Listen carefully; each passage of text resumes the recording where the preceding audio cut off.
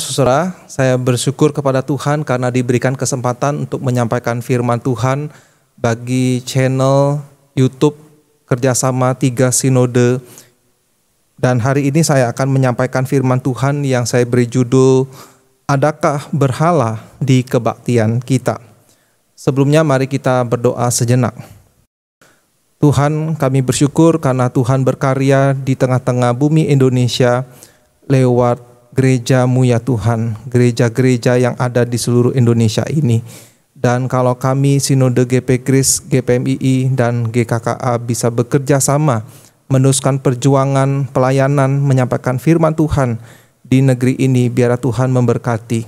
Dan kalau hamba-Mu diberikan kesempatan untuk menyampaikan firman-Mu, tolong kami Tuhan untuk mengerti dan terlebih untuk melakukannya, menaati kehendak Tuhan bagi kami. Pakai hamba-Mu untuk boleh menjelaskan dalam segala kelemahan hamba-Mu ini. Di dalam nama Tuhan Yesus kami berdoa dan berserah. Amin. Nah saudara, adakah berhala di kebaktian kita? Salah satu gejala hilangnya esensi ibadah di dalam kebaktian-kebaktian di gereja-gereja mungkin adalah adanya anggapan bahwa keberhasilan sebuah kebaktian itu didasarkan pada pencapaian atau karya dari para pelayannya.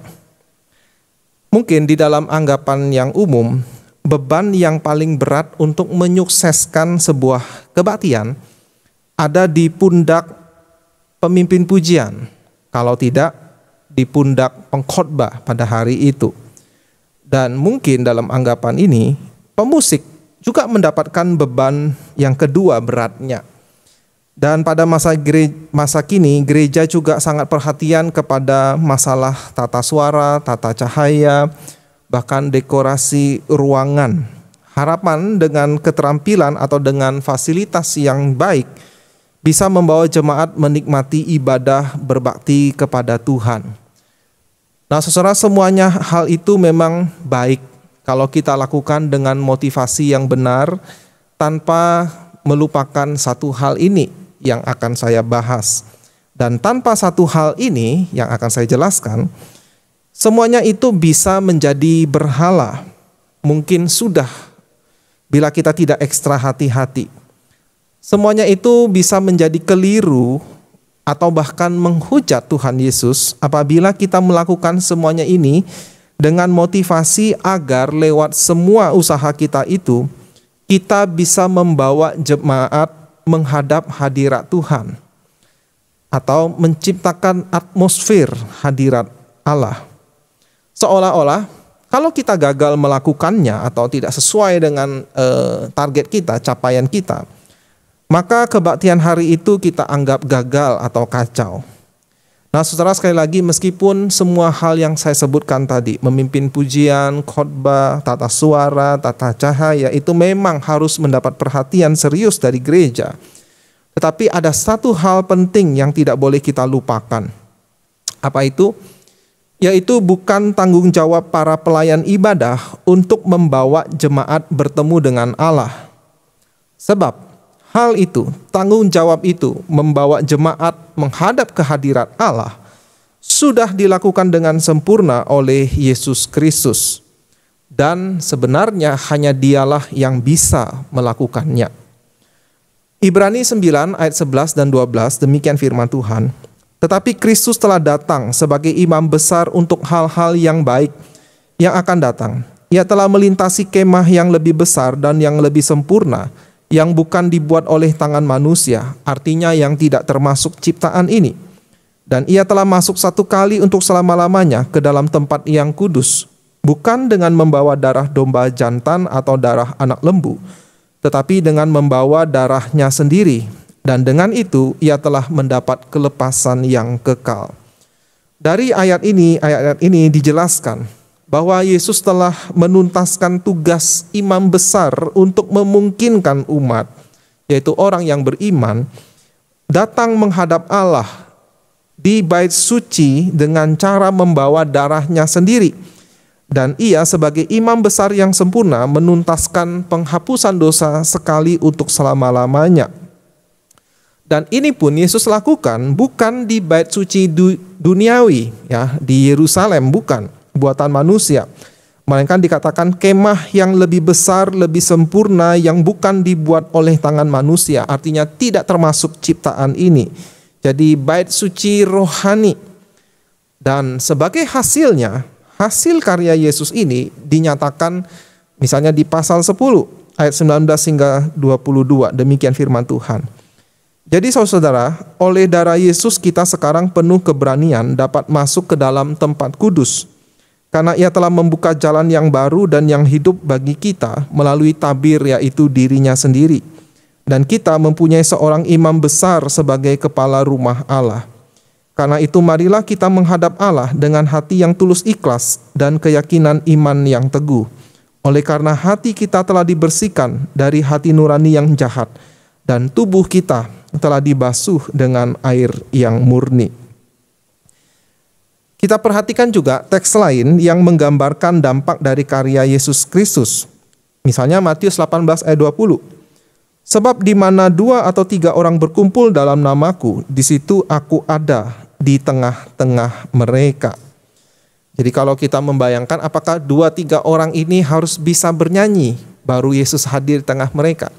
Apakah ketiganya harus bisa bermain musik dengan baik, atau salah satunya harus bisa bermain musik dengan baik baru Yesus hadir di tengah-tengah mereka?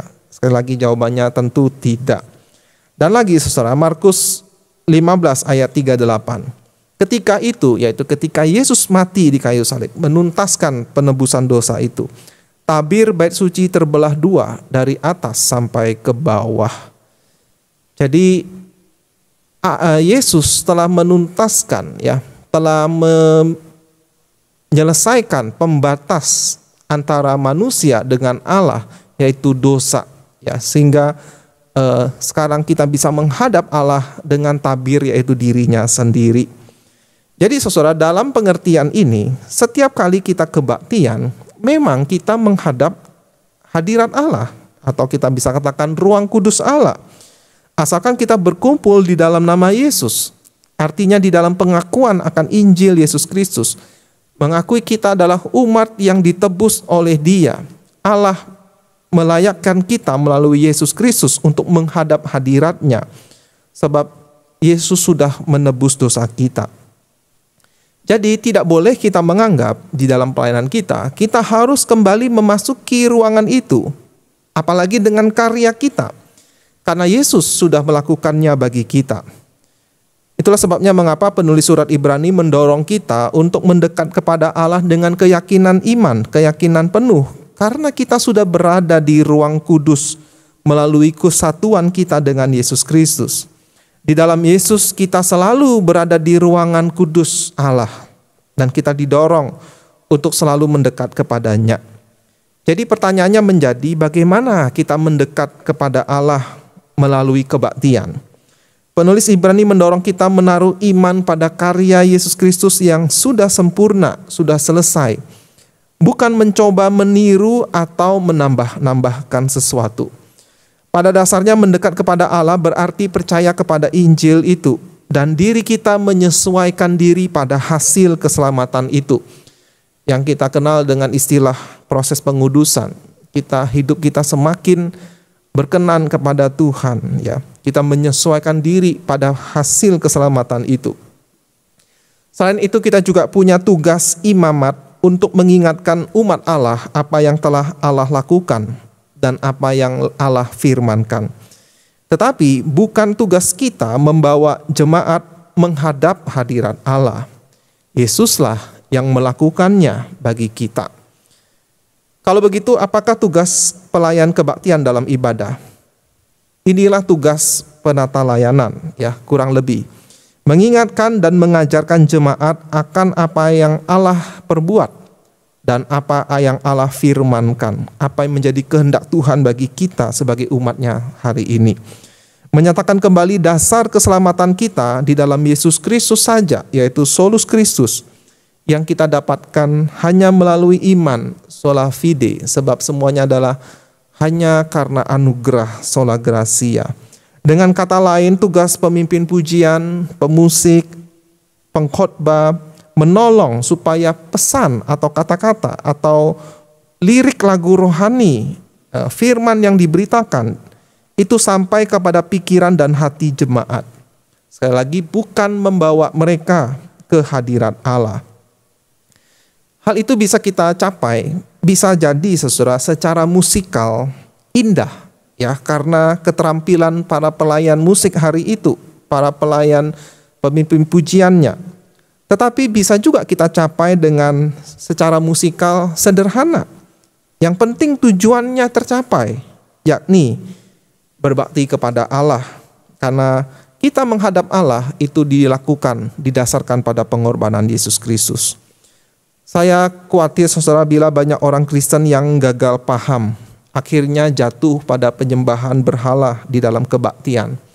Mereka merasa hal-hal seperti inilah yang menyebabkan mereka kurang menikmati ibadah atau merasa ibadah hari itu tidak memuaskan diri mereka. Misalnya, wah, tim pelayanan hari ini kurang berpengalaman atau skillnya kurang, masih perlu diperbaiki. Atau kebaktiannya terlalu kaku, tidak sesuai selera atau kebiasaan saya. Atau lagunya terlalu rumit, lagunya banyak yang baru, nadanya terlalu tinggi atau terlalu rendah, atau hal-hal lahiriah lainnya. Nah saudara, ternyata berhala bisa sangat aktif di hati kita, bahkan di saat kita secara lahiriah sedang kebaktian. Dan ini adalah sesuatu yang tragis sebetulnya. Bob Kauflin, seseorang hamba Tuhan yang melayani sangat concern pada pelayanan kebaktian, memberi kita bantuan untuk mengidentifikasi kalau ada berhala di dalam hati kita, dalam kebaktian kita. Yaitu dengan memeriksa apakah kita punya mentalitas seperti ini. Saya baru bisa menyembah Allah kalau ada X. Ya. X ini bisa apa saja. Musiknya rapi, pemimpin pujiannya menarik, merdu suaranya, atau khotbahnya bagus. Kalau benar, saudara, kalau kita merasa seperti itu, saya baru bisa menyembah Allah kalau ada X ini, maka kita sebenarnya sudah memberhalakan sesuatu itu. Kita tidak lagi mengandalkan karya Yesus, dengan iman kita terima. Tetapi seharusnya kita berkata, saya bisa menyembah Allah hari ini kalau ada X, dan X itu adalah penebusan oleh Yesus Kristus. Jadi dengan kata lain, karena penebusan oleh Yesus itulah saya bisa berbakti kepada Allah, saya bisa menghadap Allah. Dan karena penebusan Yesus itu sudah dilakukan, sudah selesai, maka kita bisa menyembah Allah kapanpun kita berkumpul. Jadi tidak peduli apakah nada lagunya ketinggian atau terlalu rendah, mungkin apakah pemusiknya ada salah tekan nada atau salah kunci, kita tetap bisa beribadah kepada Allah dan Allah tetap berkenan kepada ibadah kita. Tentu saja saudara, tugas pelayanan di dalam kebaktian adalah berusaha mempersiapkan diri sebaik mungkin. Dan saya ibaratkan seperti bejana yang bisa menampung dan kemudian di saat diperlukan menyalurkan air itu, air firman Allah itu. Bukan bejana yang rusak, yang retak, yang bocor atau yang tersumbat, ya, sehingga menghalangi fokus ibadah. Jadi dengan kata lain kita perlu bertanya, apa itu ibadah? Apakah esensi kebaktian? Sehingga kita mengetahui apakah kita sudah mencapai tujuannya atau belum. Nah saudara, ada beberapa definisi dari beberapa tokoh yang akan menolong kita. Ya, saya sebutkan beberapa saja. Harold Best mendefinisikan kebaktian sebagai berikut ini. Kebaktian adalah pengakuan bahwa seseorang atau sesuatu lebih besar, jauh lebih layak dari saya.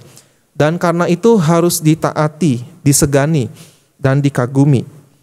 Ibadah adalah tanda bahwa dengan memberikan diri saya sepenuhnya kepada seseorang atau sesuatu itu, maka saya ingin diperhamba olehnya.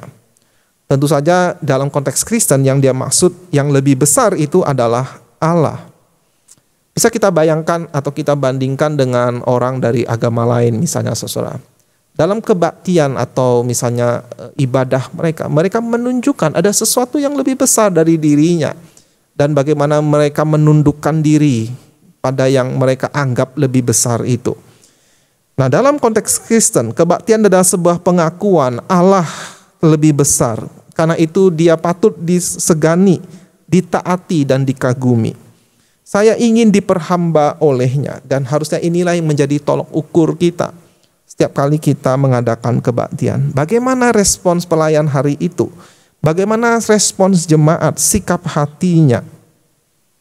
Dengan kata lain, mungkin kita tidak bisa segera melihat hasil itu. Mungkin harus lebih bersifat survei apakah jemaat semakin menaati Allah, menyerahkan diri kepada Allah. Warren Wiersbe juga memberikan definisi sederhana. Apa itu kebaktian yang akan menolong kita? Dia berkata, kebaktian adalah respons orang percaya dengan segenap diri mereka, pikiran, emosi, kehendak, dan tubuh kepada siapakah Allah itu, apa yang ia katakan, dan apa yang Allah lakukan. Jadi kalau kita berdasarkan penjelasan Warren Wiersbe, tolok ukur kebaktian adalah apakah jemaat bisa fokus segenap diri mereka, pikiran, emosi, kehendak, bahkan tubuh kepada Allah dan firman-Nya. Dan kemudian inilah yang menjadi alasan mengapa orang-orang yang melayani di dalam kebaktian itu perlu mempersiapkan diri dengan baik. Jangan sampai malah mengganggu fokus atau konsentrasi jemaat. Kita di satu sisi berusaha meminimalkan kesalahan-kesalahan teknis supaya tidak mengganggu konsentrasi jemaat. Tetapi di sisi yang lain, keinginan untuk tampil oke, sempurna, bisa juga menjadi berhala lainnya, saudara. Yaitu bahaya dari keinginan untuk menonjolkan diri, untuk menarik perhatian kepada diri kita, bukan kepada Allah. Misalnya saya bisa mempersiapkan sebuah khotbah sambil memikirkan, bagaimana ya caranya supaya khotbah saya itu bagus, dipuji jemaat, menarik. Bukan memikirkan apakah yang akan saya sampaikan itu diperkenan oleh Tuhan, sesuai dengan kehendak Tuhan. Atau misalnya sewaktu bermain musik, mengiringi nyanyian, apakah kita mencoba memikirkan supaya bagaimana permainan saya itu dipuji orang, sehingga berusaha menonjolkan diri begitu rupa.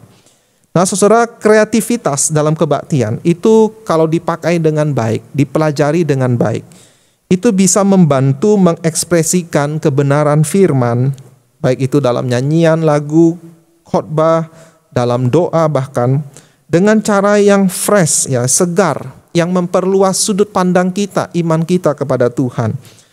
Tetapi terlalu menekankan kreativitas, apalagi kalau sampai mengandalkan kreativitas itu, seolah kebaktian bergantung pada kreativitas kita, bukan karya Yesus di kayu salib, maka kreativitas itu sudah menjadi berhala. Mungkin diri kita menjadi berhalanya. Ini adalah godaan besar yang setiap pelayan hadapi minggu demi minggu.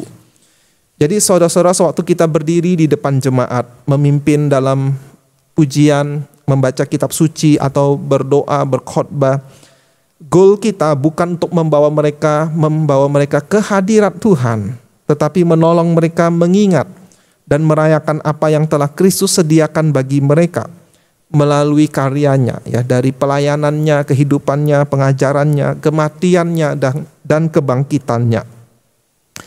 Bila jemaat menaruh iman mereka dan percaya kepada Sang Imam Besar Agung itu, maka mereka bisa mengalami kesadaran yang fresh, yang baru diperbaharui akan kedekatannya dengan Allah. Artinya mereka tahu mereka punya tempat di sisi Allah yang tidak bisa digoncangkan oleh kuasa maut ataupun oleh dosa. Tetapi tugas kita sebagai pelayanan kebaktian hari itu menolong supaya rasa syukur jemaat atas anugerah Yesus itu disegarkan kembali. Itulah tugas pelayan, ya, dan itulah mengapa Rasul Paulus menekankan supaya jemaat itu menggunakan karunia rohani yang Tuhan berikan kepada tiap-tiap orang untuk kepentingan jemaat, untuk membangun jemaat. Nah, saudara, tetapi kita juga harus menyadari adanya tanggung jawab selain dari pihak pelayanan, orang-orang yang melayani, tetapi juga ada tanggung jawab dari pihak jemaat, yaitu tanggung jawab untuk memfokuskan diri merespons kepada Allah, terlepas dari performa para pelayan kebaktian hari itu. Saya berikan sebuah ilustrasi saudara. Di awal-awal saya masuk seminari, biasanya kami kebaktian kalau minggu itu di salah satu gereja di Kota Malang. Dan di sana kami cukup sering bertemu dosen yang sedang tidak ada pelayanan mimbar, ya. Artinya mereka tidak keluar kota, tidak berkhotbah. Mereka datang di gereja itu untuk ikut kebaktian. Dan satu hal yang menarik kami, ya saya dan teman-teman, bagaimana dosen-dosen itu bisa duduk mendengarkan firman, ya, dan kemudian pulang dengan rasa syukur. Tidak ada, setahu kami, tidak pernah kami melihat mereka menjumpai si pengkhotbah hari itu lalu memberikan masukan. Padahal kalau kita tilik, ya kita lihat, banyak yang berkhotbah di gereja itu adalah juga mantan murid mereka. Tapi tidak ada keinginan mereka untuk mengkoreksi atau mengkritik kebaktian pada hari itu, ya, khotbah hari itu. Dan keingintahuan kami itu akhirnya kami sampaikan kepada salah satu dosen di dalam ruang kelas. Lalu dosen itu menjawab, bahkan pada waktu kami duduk mendengarkan khotbah siswa, ya mahasiswa di chapel, yang penting itu apakah ada firman Tuhan yang tepat yang disampaikan. Bahkan ya dia bilang kalau skenario terburuknya 1-2 kalimat yang sesuai dengan firman Tuhan dan kita tahu itu firman Tuhan, sesuai dengan firman Tuhan, itu saya aminkan, saya doakan, saya mengucap syukur untuk firman Tuhan hari itu. Nah jadi saudara, perkataan ini memang tidak persis dia berkata-kata seperti itu, tapi intinya bagaimana dia bisa merendahkan diri. Ya, seolah-olah dia berkata, bukan hanya kamu murid firman Tuhan, saya juga murid firman Tuhan. Maka saya duduk mendengarkan sebagai seorang murid. Tidak peduli apakah ada hal-hal teknis yang kurang yang bisa diperbaiki dari pengkhotbah pada hari itu. Kira-kira seperti itu, saudara-saudara. Nah, jadi semoga saudara setiap kali kita kebaktian, baik itu kita duduk sebagai jemaat, kita punya tanggung jawab untuk memfokuskan diri kita kepada Allah, merespon diri kita, ya diri kita merespon kepada karya Allah lewat nyanyian, mendengarkan firman Tuhan ataupun lewat doa. Kiranya dengan khotbah ini menolong kita menjauhkan berhala di dalam kebaktian-kebaktian kita dan terutama menjauhkan berhala dari hati kita. Mari kita berdoa. Tuhan, Engkaulah Allah yang mengetahui apa yang terjadi di dalam kebaktian-kebaktian kami. Apa yang terjadi di dalam hati kami, pikiran kami. Sewaktu kami melayani atau sewaktu kami dilayani oleh saudara-saudara kami. Apakah ada keangkuhan dalam diri kami? Apakah ada berhala yang kami cari setiap minggu di dalam kebaktian kami? Ampunilah kami ya Tuhan. Kami telah menghinakan karya penebusan yang sudah Engkau tuntaskan di atas kayu salib. Perbaharuilah hati kami ya Tuhan, sehingga kami hanya menyembah Engkau. Setiap kali kami berkumpul, hanya meninggikan nama-Mu ya Tuhan. Tolonglah kami Tuhan, supaya di kebaktian di gereja-gereja kami, di waktu-waktu yang akan datang, selalu nama Tuhan Yesus yang ditinggikan dan dimuliakan. Inilah doa dan kerinduan kami. Kami panjatkan hanya di dalam nama Tuhan Yesus. Amin. Sampai jumpa di lain kesempatan, saudara-saudara.